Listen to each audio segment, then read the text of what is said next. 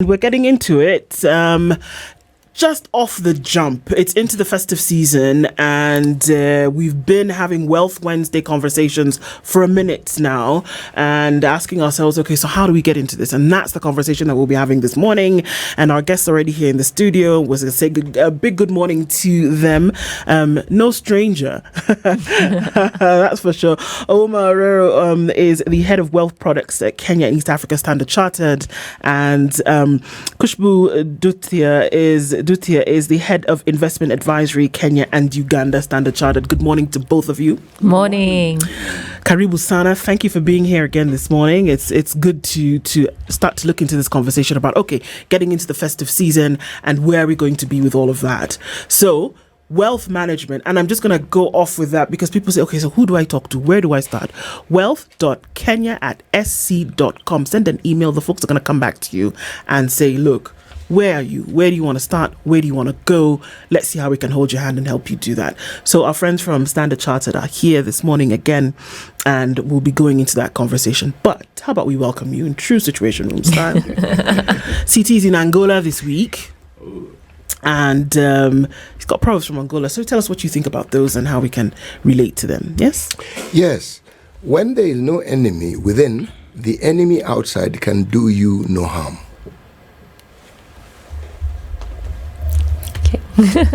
Khushboo, let's start with you. All right. Ladies first, I guess. And it is Wednesday. Yes. I think for me, when you talk about, that sort of proverb, thinking about, being true to yourself, right? If you're content with yourself, if you know where you are, you have your confidence in what you're doing, you believe in what you're doing, whatever outside noise there is, it's blocked. Because you're a confident person, you're here to make your own decisions, and any other distraction is not relevant. So I think that's what I understand from the proverb today. There you go. What about you, Orero? I think when I listen to that, what I get is that when you're calm inside, whatever storms are around you will not shake you. So that's what I take out of it. When you're calm inside, whatever storms outside will not shake you. So the converse should also be true. If you find an individual who seems to be constantly on a warpath, the war isn't with whatever else they refer to, the war is with themselves. Yes. Indeed. Just projecting. Yes. Okay. All right. So as we get into the conversation this hour, what the holidays have to do with wealth management. I mean, come on, guys. It's the holidays. Even if you have 2 shillings. See, we use the 2 shillings and then come the day after, we'll deal with the consequences, right? Terrible advice, Khushboo? I think holidays are important. It's part of wealth planning, actually, because you've planned for those holidays, right? You've budgeted. So it does come into play. If you've not budgeted, then you're saying, I have this cash, I want to use it. I think holidays is a very important time. It's a time to reflect. It's time to gather your thoughts. It's time to be with a family. It's time to bond. Also, there's few things that you were thinking about that you really want to achieve as you go into the new year. And it's a very important time, and it's happiness. It's looking at creating wealth both physically, both mentally, and spiritually, right? Now, when you talk about putting those together at this present time, and you're saying, have I achieved my goals? We talked about it in our previous conversations about the today, tomorrow, forever, right? Reflect on that. Holidays are the today right now, right? But a year ago, they were the tomorrow and the forever. Because Christmas was coming. We all knew that, right? And we help with planning that by, just following a few things, when you think about the wealth side. But maybe, Orero, it'd be nice to add in your perspective as well. I think growing up, holidays for us was always you're looking to meet your cousins because you've gone to school and you're looking forward to sit with families. And as we start growing up and having families, because work takes a little bit of us during the entire year. And as you sit with family, you get to reflect on the year that was, as Khushboo said. But it's also a year that a period where it's a little bit calmer. So you get yourself to not only reflect on the year that was, but also to look forward. And in that process, you look forward because as you suppose you're hosting, get people coming to your place, just ask yourself question, is this house big enough? What am I looking for from a housing perspective? Should I start thinking of the developing that plot I bought in Kamulu? Build a bigger house. This son of mine, what does school look like for him or her in the next 5 to 6 years? What are some of the plans do I need to put in place to make that possible? Then this year, maybe you're just hosting at home in Nairobi. Yeah. How does Diani look like in the subsequent holiday? Can you be able to start putting money away for that? And what are some of those solutions that help you do that? And also, as you sit down and you reflect on yourself, you also be able to see, as you sit down and look up, what does 5, 6, 10 years look like? What does retirement start looking like for yourself? And in that period, as you put your plans together, is where we see a lot of conversations happening. Is when the planning takes place, so that all those decisions that you're looking to make really get anchored in sound planning. And that's where we come in as Stanchart, walk that journey with you. And then the framework that we put in place for your short-term goals, which you're looking to do 1-2 years, how do we work together so that the financial decisions that you make, or the investment decision that you make, can be able to support that goal that you put in place? The 10-year goals that you have, you want to be able to take your kid to school in ABCD place. How do you put those plans? And in that plan that you put now, not only be able to support you in the next year, but also it helps anchor the decisions that you'll make in the subsequent year. So holidays are important. It's the period that we see a lot of conversations that do happen. It's also when we set even health resolutions, what you want to do in the subsequent year. So it's important to have a conversation with an advisor who will be able to really not only listen to the goals that you have, but also help you anchor those decisions so that the follow-through becomes easier for you. Yeah. So again, we get to the point where there are folks this season and they're saying, okay, here we are, and we're saying, okay, build or create wealth, and I'm not even sure if I'm going to be able to make it, fumbling through. How do you have that? And I think it's something that comes top of mind. How do we have this conversation in the middle of, what would be a tumultuous, kind of not being able to make ends meet? I mean, we're hearing it on the news every day. We are hearing lived experiences of not being able to put two ends together. And I think it's so important for us to be able to see that. And I think you talk about being able to see the opportunity even in the midst of turmoil. How do you do that? How do you draw out that little, whatever it may be? So I think when we start with you have to be disciplined, right? I mean, chaos is going to come and go. Life will happen, right? But as I'd mentioned, in the other conversation, it's like you want to be able to focus and say, this is the goal that I want to achieve. However small it is, you want to start with, whatever you're comfortable with, but you have to start. So I think, we have no control of what's happening outside. Like I mentioned, policies are happening, taxes are happening, geopolitical risks are happening outside. But when you start little by little and say, look, in a year's time, let me be disciplined and I put away X amount per month, right? That money is for that rainy day. Yeah? So for first step is, that would be an area to look at. And as you look towards, building towards a specific goal, you want to make sure that you put it in many baskets as well.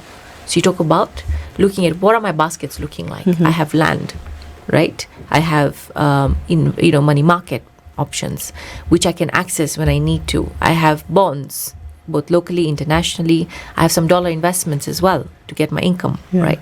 So I think it's to start now.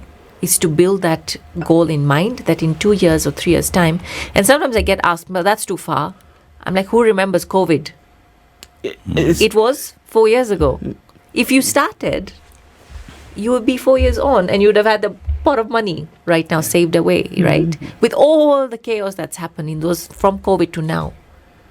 So I think it's a place to start and just be focused on building that discipline way. And just to add on that, and then you said, yes, a lot is happening around us, and in the process, I'm saying that I'm barely struggling to make ends meet, and we've seen also in the country what has happened in the last 2 years, and the folks are saying it's getting tougher, but sometimes.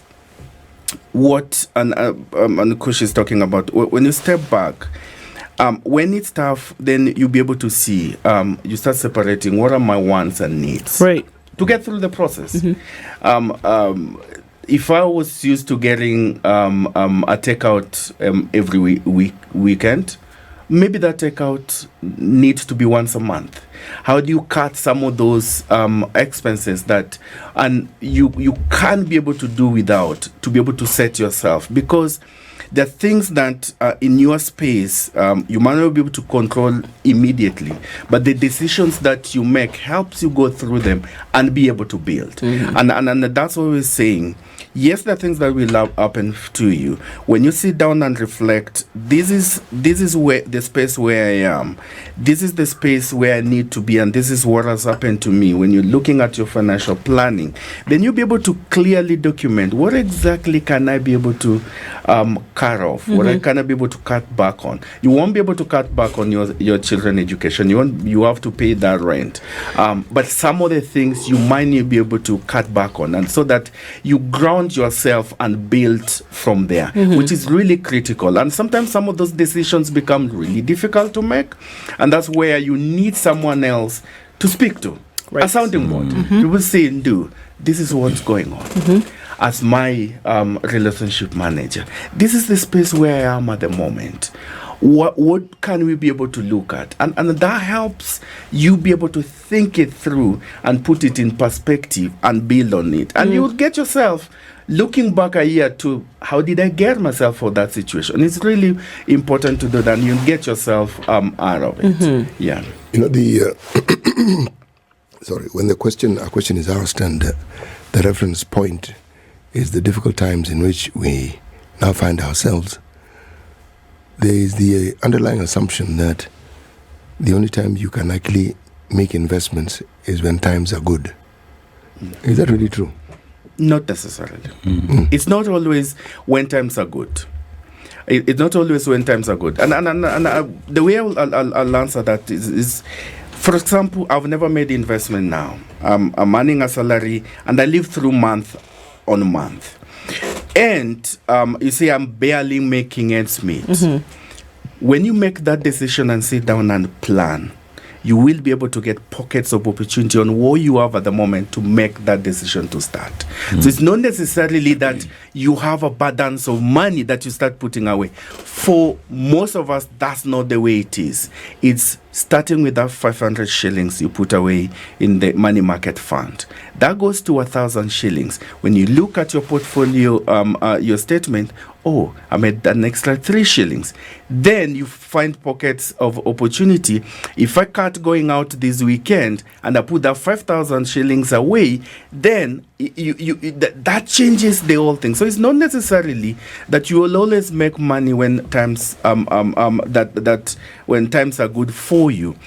It's the decision that you make changes the perspective. And I think also comes on the proverb that you talked about. There might be a lot of chaos around, but if you calm yourself and be able to put a plan, then despite what the situation is, you find yourself making decisions that get you into an investment path. So, You're referring to discipline. How on earth does one acquire discipline? Discipline it's a hard one. It's in every aspect. It's not only investments. Okay, as Orero said, when times are hard, you have your priorities. You have to pay the school fees. You have to pay the rent. Right? You know that needs to be done because we can't move on from that. Right. So discipline starts when times are hard. Actually, not even when times are good. Right. So when you do that, and as you mentioned, is that you just need to be thinking about, where do I want to be what do I want to achieve in a year's time? I really want to buy that house, or I really want to buy that car. But you can't do that by just saying, waking up one day, I've got the money. Where are you going to get the money from? Right? Borrowing is one way, but that's not the most optimal way to get yourself out of, debt. You want to reduce your debt as well. So I think discipline is a mindset. And to be honest, as Orero mentioned, you have to get someone who's your sounding board that can help you, guide you, and put your plan together, right? And just check on you. So what we do is, one of the ways is, we call it, it's an advisory process, okay? Which is something that you can use even in your life, right? When you're buying something, if you're buying a house, will you look at one house and buy it? No, you're going to do options. You'll do your research. Investment works the same way, okay? It's called showcasing, right? What are my options? And when you go to somewhere where you want to start the investment journey, you have to make sure do they have a lot to showcase, or do they have one thing, right? It's a good thing to have a place where you can have many choices, but you don't have to make a choice now. So that's one place. Yeah, I hear you talk about discipline, which you say is a difficult one, but which has to be practiced anyway. Then there is compromise that we have to make as well, and need for a sounding board. Yet, as the young people, I will talk about the young people. Most of the time, the sounding boards that we have are either I go to my parent who will give me an example based off that which they know or worked for them, or a friend who has that car that I want. So how did you do it? So how important is it for he who wants to start the journey to look for a sounding board, for a partner who understands the different options there are, and which would make a sense to this individual based off where they are financially? Thanks, and I'll be able to pick that. So in the previous conversation, and also you referred to the younger generation, those who are now starting at the moment. One of the things that we've started doing and then putting up, and we did talk about the activities that we do around Future Makers that mainly target those who are starting life, those who are still in school, to give that sound education on what are some of the things that you need to be able to look at for.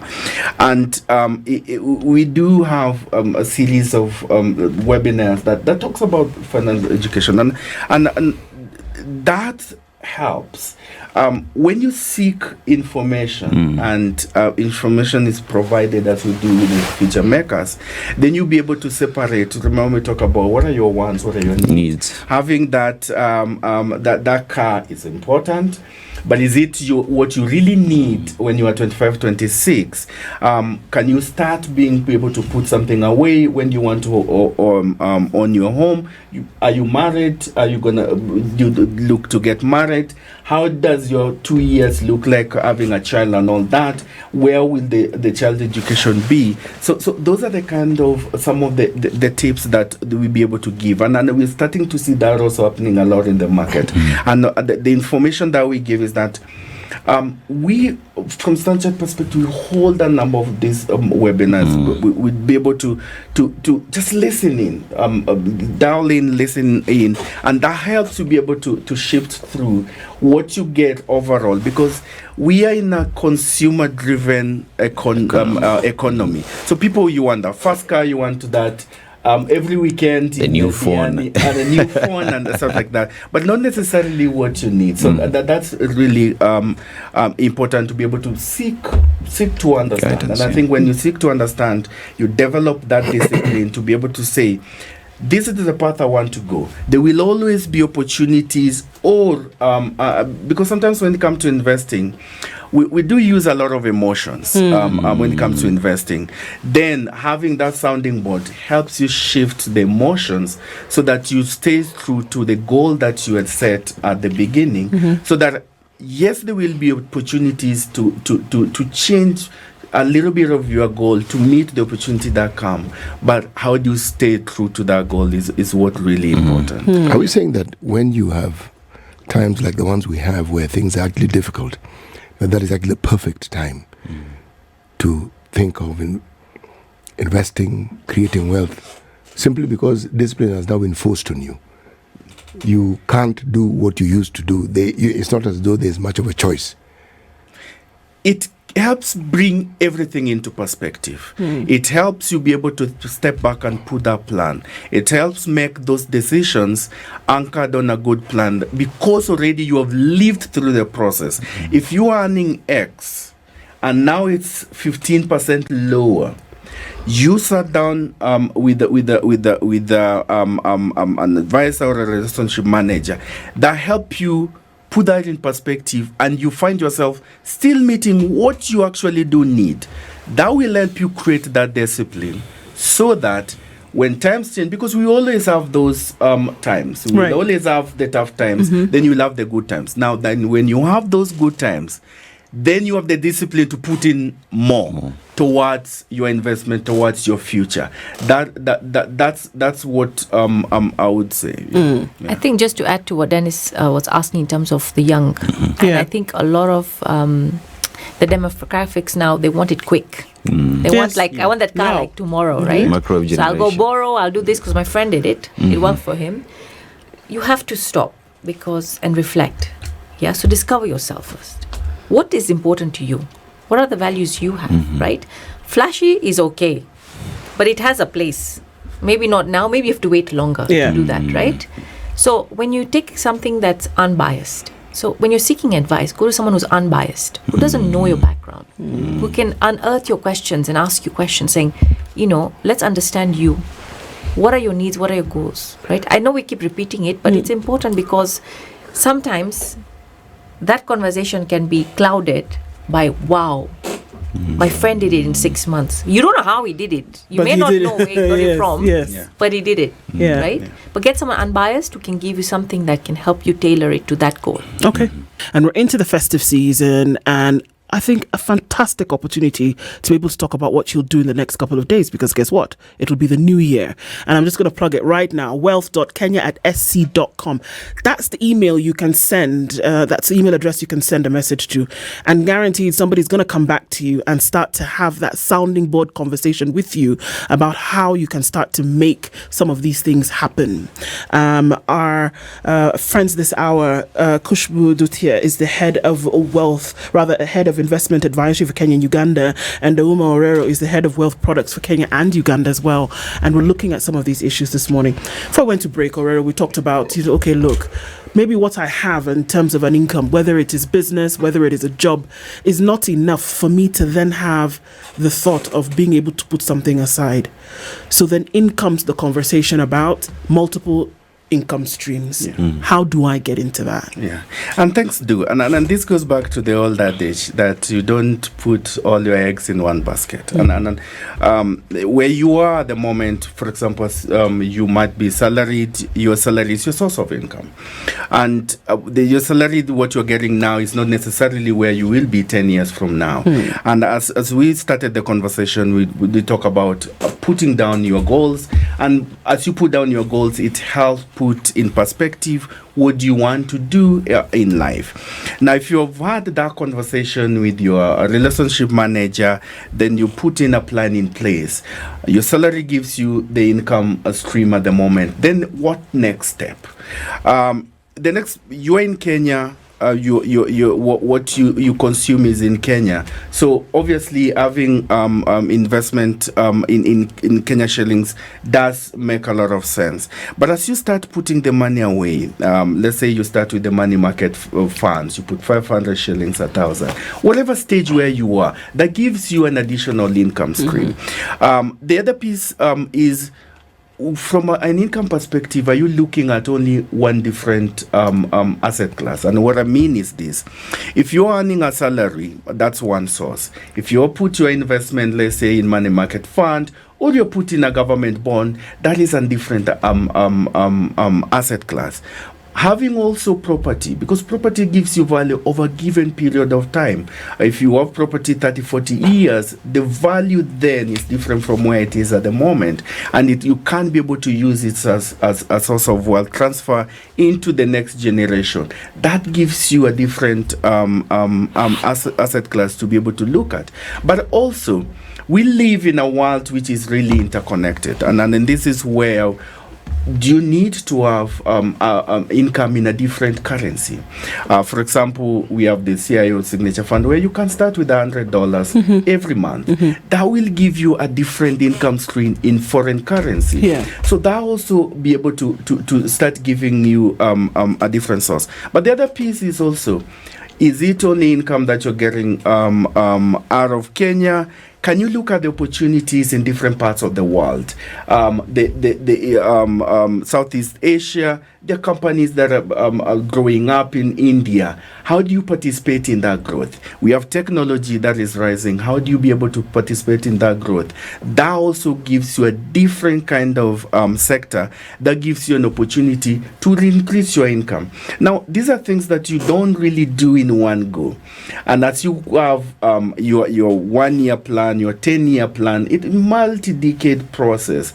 But as you set your plan, then you start be able to get to invest in these different asset classes or sector that gives you different income, so that there will always be one part that doesn't work, but it will be have a different part that will be able to still continue helping you meet that goal. So it always gets you to balance out. That also is say that as you do your investment, diversification of your income stream is really important. Not necessarily to increase your return, but be able to balance the risk out so that consistently you will be able to meet your goal. Yeah. There's a question that I wanted to ask. Whenever one has a prospect, there's always some competing interest.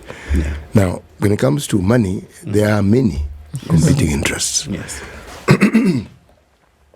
We have a very high rate of people who have bank accounts in this country. Yes. And many products come even with insurance. Yes. Now, given that we have a youth bulge, this is a population that is meaningful in terms of looking at people who can stay with you for a longer time. Yes. What would you say are their interests, and how would you say they view wealth, and how it is one should acquire it or what one should do with it? Yeah. So when you look at the youth at the moment, and you're right, looking at traditionally from an investment perspective, CT, my father's generation was buying more land and having property. That was the investment that they knew. Definitely. A lot. That's what they knew a lot. And that's what they had. Because you see, what happens around you helps shape what you do. Yes. Yes. And the conversation we're having now on wealth management broadens the opportunity that somebody can be able to invest in. We didn't have digital assets sometimes back. They're coming up at the moment. 10 years back, we weren't talking about the kind of foreign investment that we're having at the moment, looking how interconnected the world is at the moment. The AI revolution that is driving and changing how we do things didn't have there.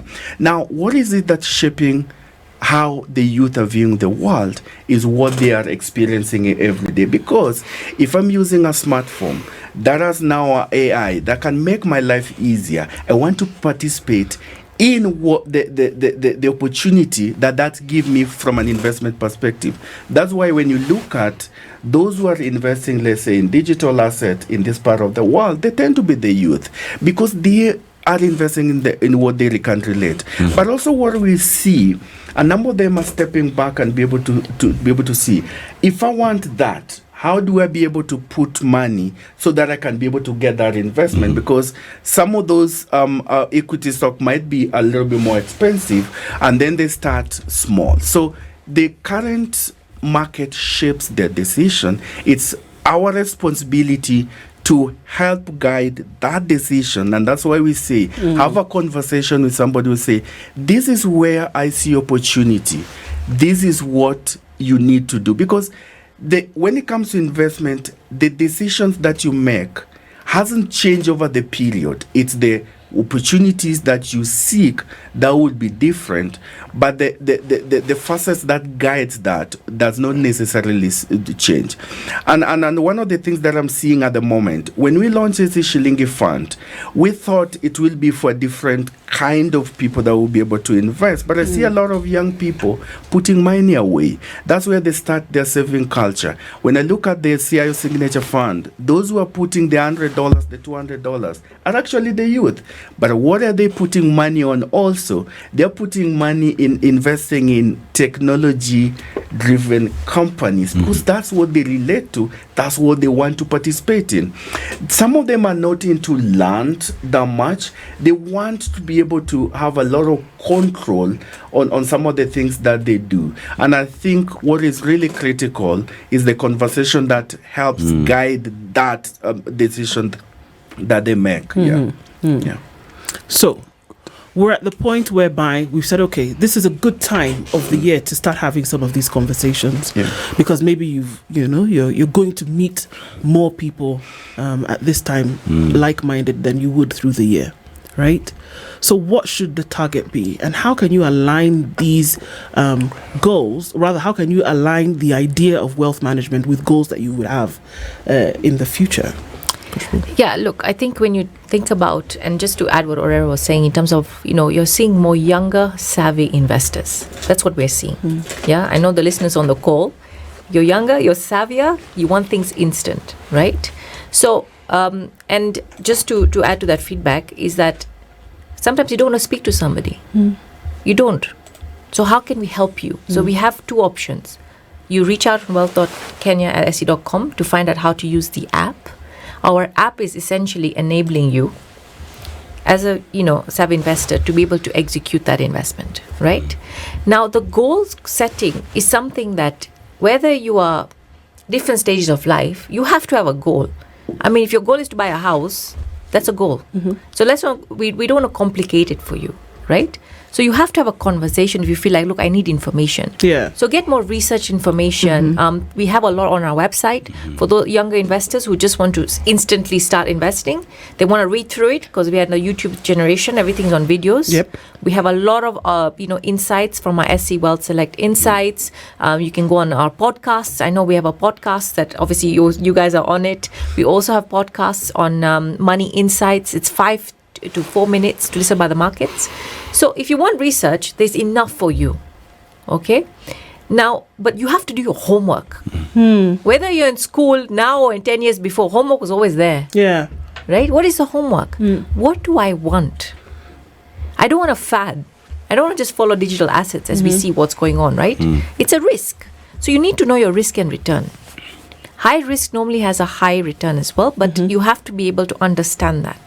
Right? But if you want to have that conversation, reach out to us. We're happy to just give you research for free. Right? And then you say, look, these are my goals. I want to start setting up a standing order, a monthly plan. Yeah. $100 is what I want to start with into an ETF fund. I know some of the investors, listeners will understand that as well because this is the way the world is going. I want to follow the market. But you have to have some idea of what you're doing. And that's where we can come and help you. Right. Okay. And so are we looking at matched plans? And so when I say that is like, I come to you and I sit and I say, okay, look, this is where I am. Maybe I have $100, maybe I have 50, whatever it is, and this is what I want to be able to do in the future. And so we're looking at a tailor-made solution for everybody who walks in the door. It is not one blanket and say, you have to fit into this. And how then exactly does that work? Yeah. So when you walk in and when you send an email to wealth.kenya@se.com, the very first piece of the conversation is really showcasing what our AC Wealth Select means. Talking about the today, tomorrow, and forever framework. And what does it mean to you as Ndu? What does it mean for your city? Because your needs and your goals are different. Once you understand that, the second stage is be able to discover yourself. Understanding what does that mean for you and what exactly are your goals. And when you do that, then the proposal of solutions that meet your goals then takes place. So that you'll be able to say, if I'm taking this kind of investment, it's be able to help me in ABCD. I'm taking this insurance because it meets my children's education. I'm investing in foreign currency money market funds, starting with the CIO signature fund, because I want my child to go for further education in the next 10 years, and I'm starting the process to build for that. I'm investing in local currency government bonds because I need regular income in my retirement. It meets that goal for me at that particular stage in time. Because when you do, after the proposal and you have taken the product, then you get to implement it. You have to implement your plan. Writing the plan down without implementing is not it. And once we be able to do that, and is when now Khushboo come in, that review, that constant conversation, like what we're talking about now within the holiday season, makes a lot of sense for you. Yeah, it's a structured way. Right? Yeah. You have a lot of life goals, but it's a structured way to follow through. And that's where we come in. We'll give you the structure, right? And you continue with your life, your goals. But at least you have someone to help you with that structure so that it's following through the right way. You know, when you talk about the discipline and having a reference point or someone who can call you out, or someone whom you can refer to, is actually a very, very good thing. Do you have any products within this wealth creation where chamas and groups can actually come together and achieve the same sort of goals, but as a group? I say this because SACCOs work on that principle. For you to get a loan, somebody has to guarantee you. You can guarantee yourself, yes, but somebody, if you want a certain amount of money, if people within the circle that I'm in and people who are my friends do something and I see the benefit, the likelihood of me doing it, or the likelihood of this group doing something and it working is higher because they'll hold each other to account. Yes.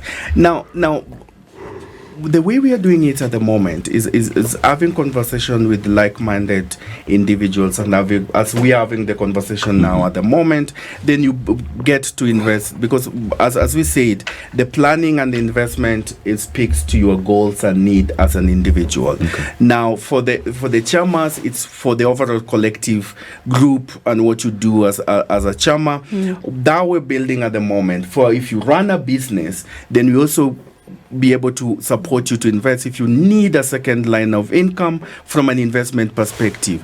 But for the individual piece within the chama, the conversation, we have it individualized because the goals are individual. So we can have a conversation with the chama of 10 or 15 people, but your goal as city and yourself will be different. You might have a common goal that we want to pull money to take us this direction, but the actual implementation and utilization is more or less individual.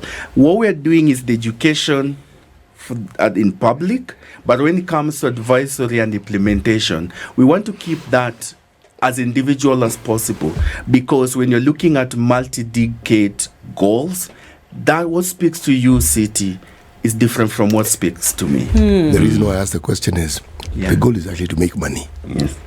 And then put that money in whatever makes me happy. If I look at from the dawn of independence up to now, very many things that have worked in this country and have stayed the time have either been family owned or individuals who are like-minded.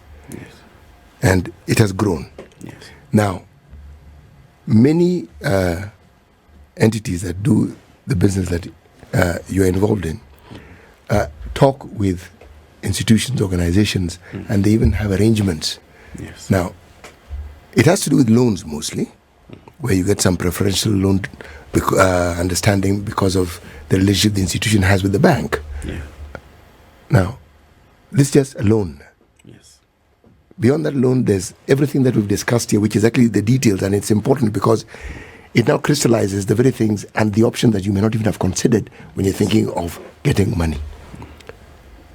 Do you have a thought, or do you have something that reaches out to entities that are businesses, because they also have people who work there?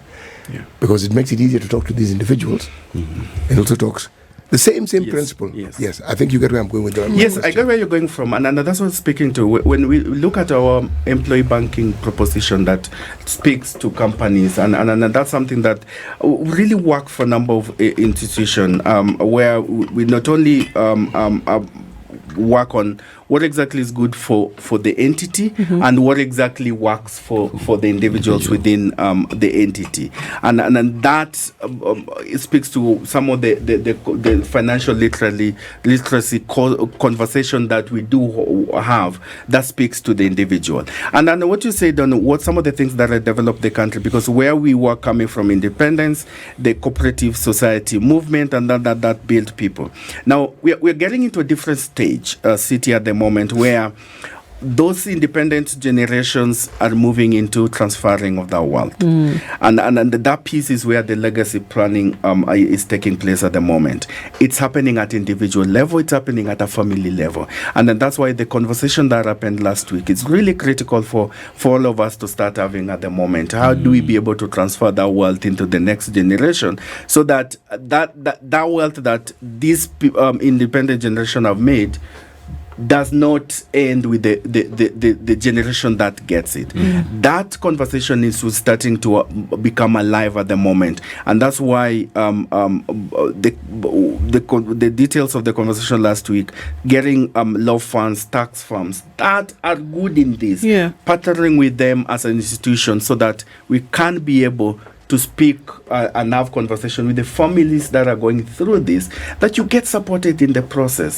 Because look at it, you're passing, let's say, X amount of money to the next your child. They might not know what to do with it, and that's why they need someone to guide them through the process. And that's the piece that we are working on at the moment, and we're starting to see a number of families starting to benefit on that. I mean, and just lastly, from you, Khushboo, we then are able to see a more financially literate, responsible society by folks who then take the responsibility to say, with the little that I have, can I create something for the future? Would we see that? Wouldn't this kind of be a ripple effect of taking that decision? Yeah, and I think many economies, if you look around the world where we were benchmarked, like for example India, right? India started the saving culture way back, and they started with little. They call them, systematic investment plan, right? We call it wealth builder here, right? And the idea is you have to start. And you see the generation now, you see the stock market in India, for example, is thriving because everybody's putting in funds to build their wealth, to one of the ways. We want to build a culture here of saving. It's been talked about. We actually want to be part of that generation, to be able to save, because that will get you far. We'll have a very good, society that's building in terms of, the potential that we have. Yes. From independence, we've been, focused on traditional assets, but the world is changing. Indeed. The generation's asking for more liquid, more accessibility to global markets. Today, in Kenya, you can access global markets from your mobile phone. Who would have thought that was the case before? Right? With as little as $100. Right. And you can buy, you can sell, you can use it, you can build your income cash flows in different currencies. So we really want to build that culture as we go into 2025. And I think for us is really to help you put that structure in place. Indeed. And the good friends at Standard Chartered, wealth.kenya@sc.com. What you need to do, send an email. Send that email today. Somebody's on the other end of it to call you in, have a sit down with you and chat with you about how you can actually start to create, manage and grow your wealth. Our guests this hour have been Khushboo Dhutia, who is the head of investment advisory, Kenya and Uganda Standard Chartered, and Ouma Orero, the head of wealth products, Kenya and Uganda Standard Chartered Bank. Thank you once again for being here this morning. This is the Situation Room, the only way to start your day.